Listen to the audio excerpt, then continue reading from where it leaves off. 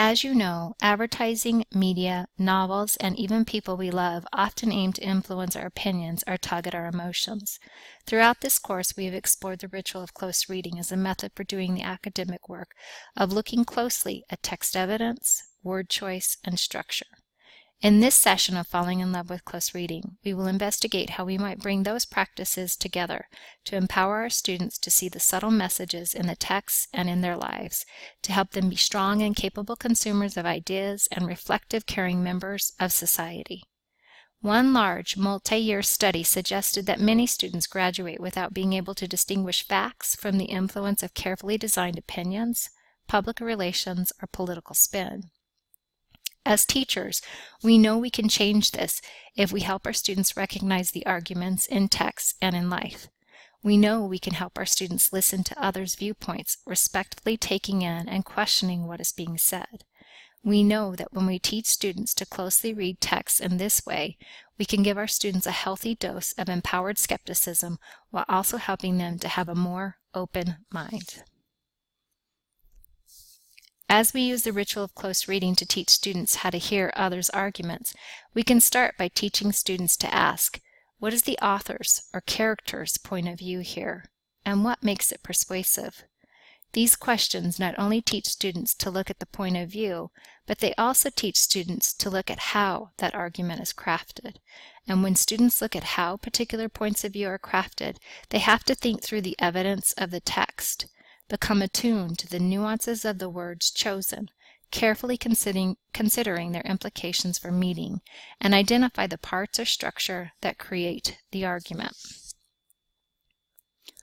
Let's give it a try and take some time to practice looking at the point of view as well as how that argument is crafted in the now excerpt from Mare's War.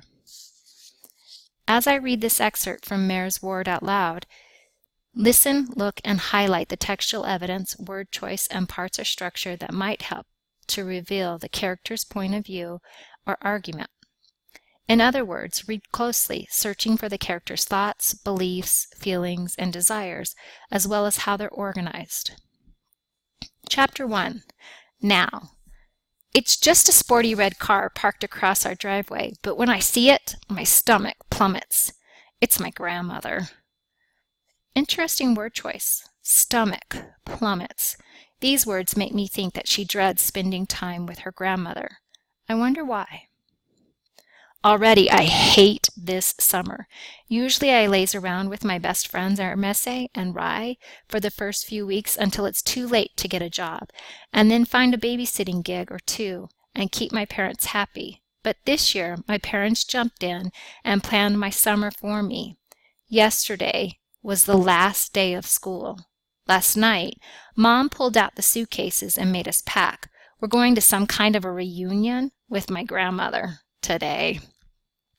My grandmother isn't at all normal. She doesn't read mystery novels or sing in a church choir or knit or sew. She doesn't do the jumbles in the newspaper, and she hates crosswords. She isn't at all soft or plump, doesn't smell like cinnamon, pumpkin bread, or oatmeal cookies. My grandmother, Ms. Mary Lee Bolin, is not the cookie type. No, so her grandmother isn't the stereotypical grandmother. This list of specific evidence helps me see what her grandmother isn't or doesn't do. She wears flippy auburn wigs, stiletto shoes, and padded push-up bras. Once, when we were little, my sister Talitha and I found a pair of panties in her bathroom with a fake butt. We kept snickering "fanny pants" at each other and busting up all afternoon. My mother finally made us go sit in the car. My grandmother has long fake nails and a croaky horse drawl, and she's always holding a long, skinny cigarette, unlit. Otherwise, my dad will have a fit between her fingers. She's loud and bossy, and she drinks bourbon with lemon juice at dinner. She has a low, slung red coupe, and Dad says she drives like a bat out of hell. She's over 80, and she still lives by herself in a townhouse stuck on a cliff near the Golden Gate Bridge. She takes the bus so she can avoid parking tickets and walks everywhere else on strappy, high-heeled sandals. More evidence, but this evidence shows me what her grandmother is and does. Our journalism teacher, Ms. Crace, would say that my grandmother is colorful, like somebody from a book. I say my grandmother is scary, mostly because I never know what she's going to do next. She talks to strangers, she asks questions, totally nosy ones, as if just because she's old she can afford to be rude. She says what she thinks, she changes her mind every 5 minutes, and she laughs at me. A lot. She and I are completely different types of people. I like predictability. I like maps, dictionaries, and directions. I like lists of things to do, knowing the answer and seeing how everything fits. My grandmother is definitely one of those people who thrive on chaos and instability. She's what my mother calls a free spirit, and what I call completely random. At this point, let's take a moment to consider our highlights and identify possible patterns in the details. So I noticed that the author repeatedly lists evidence. She shows who the grandmother isn't and what she doesn't do, and compares it to who she is and what she does do. This helps me see the character's perspective. I'm starting to understand why her stomach plummets when she sees her grandmother's sporty red car parked across her driveway.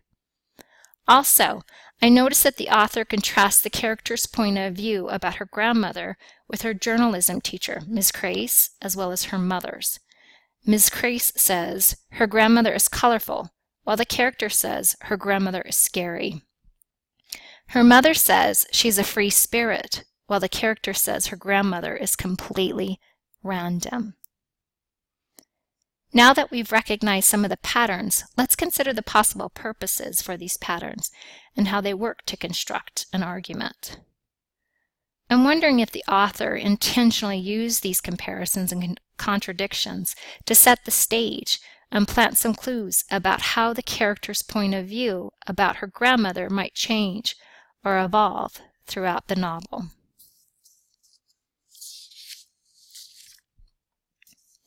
In addition to narrative and informational texts, you might ask students to closely read less traditional texts. For example, you might ask students to closely read a photograph related to a written text, and much like the one pictured here.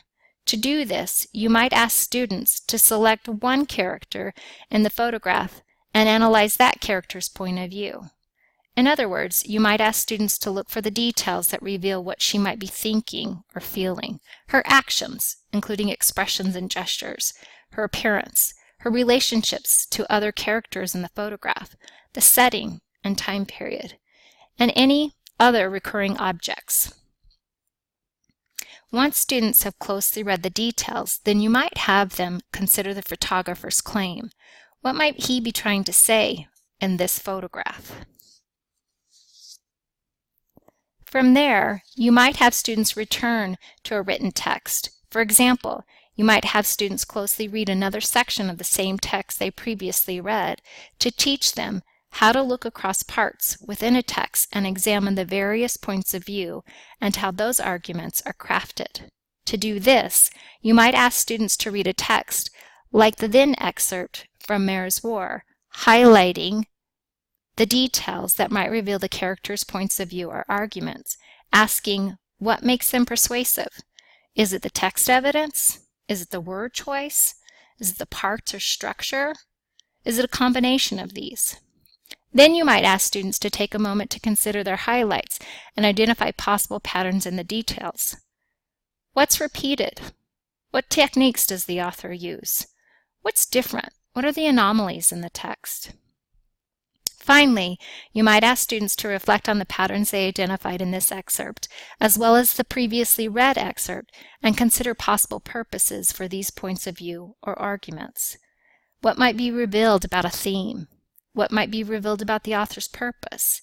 How did it affect them as readers? As students use the ritual of close reading to hear others' viewpoints, look for moments when they need more support, as well as opportunities to develop their skills further. If students are having difficulty with the two lenses of point of view and argument, then help them strengthen one lens at a time. Perhaps focus on determining what the central argument is and the evidence that supports this claim. If students are describing points of view in broad terms, teach them to use qualifying language to refine their descriptions. If students can describe an author's argument, then teach them to identify assumptions within a text.